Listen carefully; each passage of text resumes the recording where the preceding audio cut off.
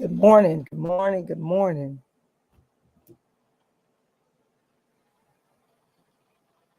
Good morning, good morning.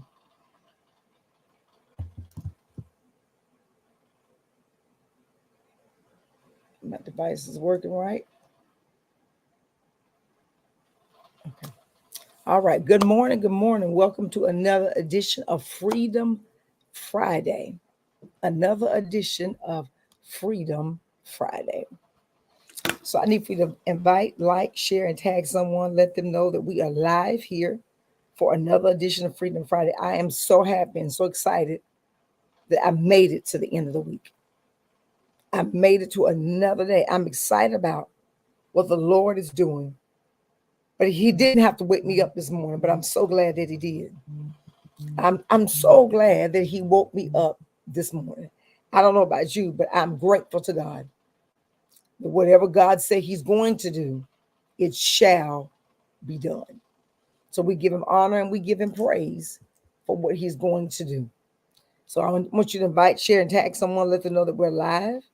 I'm getting ready to tag a few people and let them know that we are live and we're back at it again. I'm so excited about what the Lord is doing in my life. I'm excited about what he's doing in your life.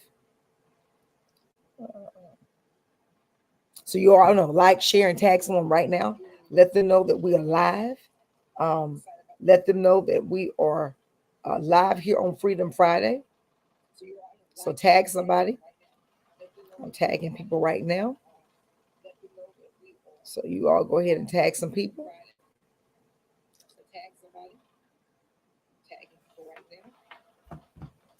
All right, so you all know the drill. When you come in, like, share, and tag. We're live on several different platforms this morning, but I want you to know that today is going to be an amazing day. I wanted to continue in the vein of mental health and from different lenses. So I can tell you right now, this is going to be a two-part series from today's podcast, from today's Freedom Friday. So it will be two installments from this because it's so much information I need to give you to help you to deal with the trauma. So I made a post some weeks ago, and the post stated, does the institution require more? Is the institution requiring more of us or less of us?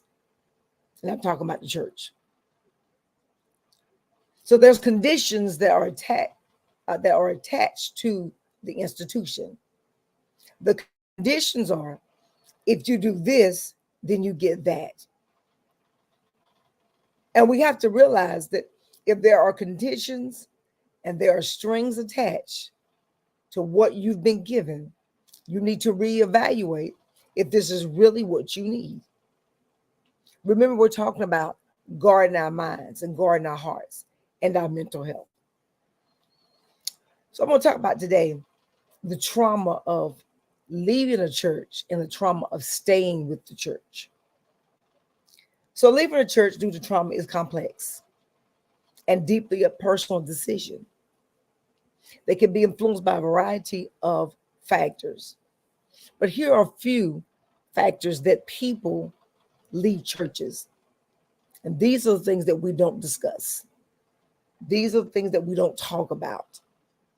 Number one, the abuse or the misconduct by church leaders. Let me say that again. The abuse or the misconduct of our church leaders. A lot of people often, and leaders do this a lot, we often take advantage of the people who volunteer. And a lot of them are not paid, but they show up Sunday after Sunday, weekday after weekday. If you're passing out food, if you're doing vacation Bible school, whatever you're doing, Sunday school, they're volunteering. So just because they hold a leadership position does not give you the power or the authority to abuse them or misconduct them by your leadership. The other part of that is when you misuse of authority is manipulation, spiritual abuse, and exploitation by our church leaders that can create a toxic environment. So I'm going to give you an example. Whenever they call for a special seed offering and they tell you, I want 10 people to give $100, they've already calculated in mind how many 10 people will give them. And they go down to the $50 line. And people often feel, if I don't have the $100, I don't have the $50, is the Lord not going to bless me? So we got to be mindful of how we use our authority to get people to give. What we should be telling people is that the Lord loves a cheerful giver. And the things that we should be teaching people is how to better manage the resources that you have been given. All your resources should not belong to the church. You got to live. That's simple, practical advice. Number two, the second reason why people leave churches is people are judgmental and they are exclusionary. In other words, they have cliques in the church. And a lot of people feel a lack of acceptance.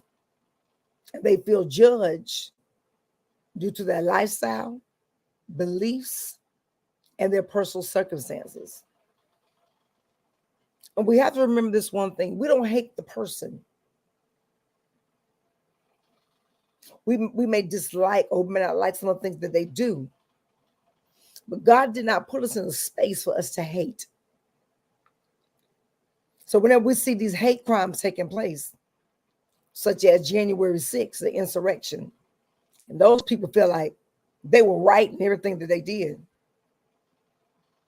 They were given a charge by the president then, which I'm not going to call on my platform, to go and commit a crime.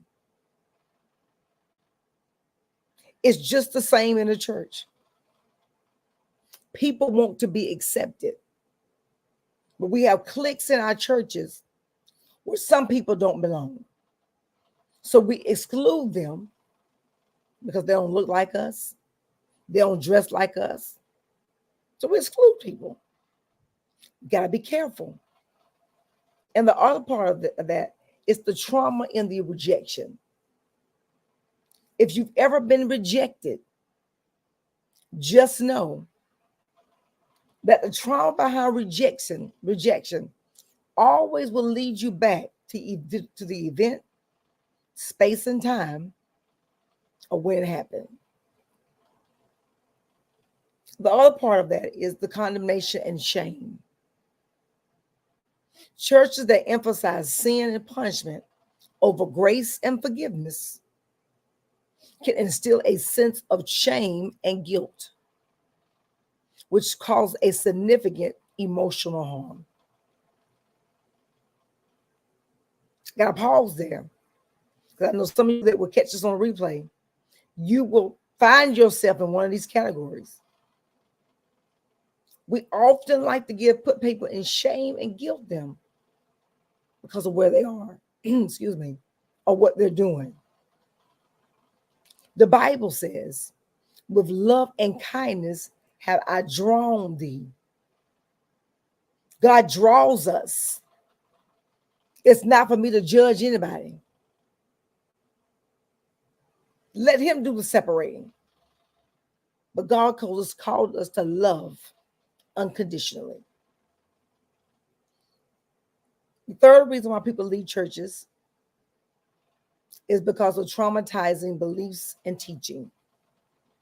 There's some fear in theology that a lot of people teach. And the fear is eternal damnation, the fear of your denominational beliefs, which if you don't uphold, It causes psychological distress. I often tell people this. If people came to your church or joined your church because of your leadership or because of your personality, and the minute you do something they don't like, they leave the church because they don't like what you said or done. So where you can fix that, leaders, is often tell people, don't join the church because of me. You join the church because you are being led by the Holy Spirit. Because if they're joined by your personality, and when your personality is flawed, because it's going to be flawed, and they start to see your imperfections, they leave the church. We have to remember that God is the source of our strength. And we must not beat people up through a dogmatic theology. If the truth be told, everybody in the world, whether you saved or unsaved, Jew, Hebrew, whatever you call yourself, they know it's a sin in the hell. I mean, a heaven and a hell. They know this. But what we have to do is say it in love and then give them options. There are a lot of internal conflicts in churches that people just can't deal with. So what happens is they leave the church hurt. They go back home or go to another church.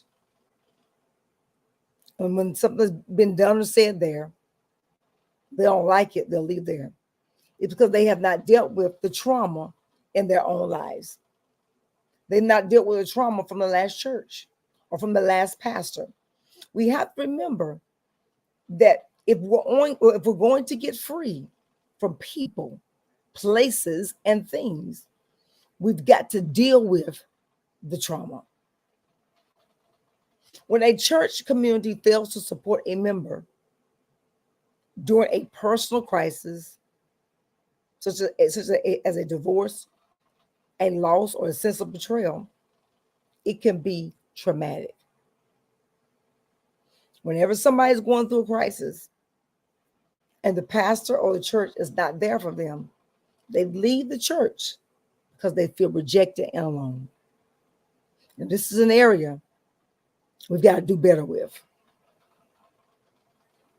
Churches need to respect people's other cultural backgrounds.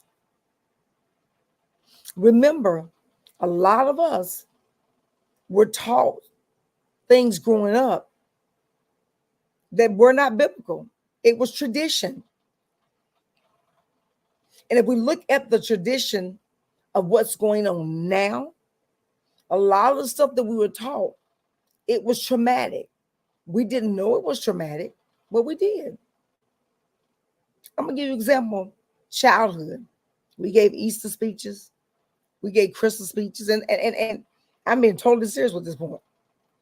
We gave those, but how many of us who would have been gave an Easter speech or a Christmas speech was traumatized because you couldn't remember your lines?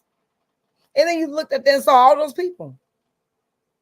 There's some people today that will not speak in front of crowds because of Easter speeches and those Christmas speeches. So we have to be careful how we handle people when it comes to people's beliefs, their cultural systems, and who they are. So let's recap. People leave the church because of abuse and mistrust of church leaders. They leave because people are judgmental and exclusionary. They leave people because of traumatizing beliefs and theology, which is a fear-based theology. We put a fear in people for them to join or come to Christ. And they got saved out of fear, not getting saved because they were led to. And number 4, they feel a sense of betrayal. I believe these are 4 areas that the church really needs to work on to help people get to a place that they are free to serve God's people at church and volunteer and not feel condemned when they show up and miss one event. You got to do better, people. The church will kill its own wounded and leave them there to bleed. So it's important that we understand why we are here and what is our purpose. I pray today that today's Freedom Friday bless you. I pray that you'll catch it on the replay and watch it again, share it with someone else who's going through some trauma at their church. Next week, we're going to get into the same topic. We're going to delve into traumas of being a leader. But you will heal. You will get free. It's going to take some time. You're going to have to ask God to show you how to do it. And then you have to surround yourself around a community of people that will support you through your healing process, even if that means therapy and medication. The peace of God will follow you. But you got to know where peace comes from in order for you to obtain peace. It's more than creating a place of serenity. It's a more than that. It's a place where you can find God at. And tradition says you can only find God at church. Well, I didn't get saved in church, me personally. I got saved and really got saved through a friend of mine who led me to Jesus Christ. We were not in the church. So I said all this to say this. We got to do better. I hope you enjoy this Freedom Friday. Replay it. I'm going to tell you more about my story next week. I want you to realize that whatever you've been called to do, God's going to equip you to do it. And I want you to live life on purpose. And my mantra is, love is what love does. Have an amazing Friday. I'll see you back here on the same channel, same platform next week. Have an amazing day.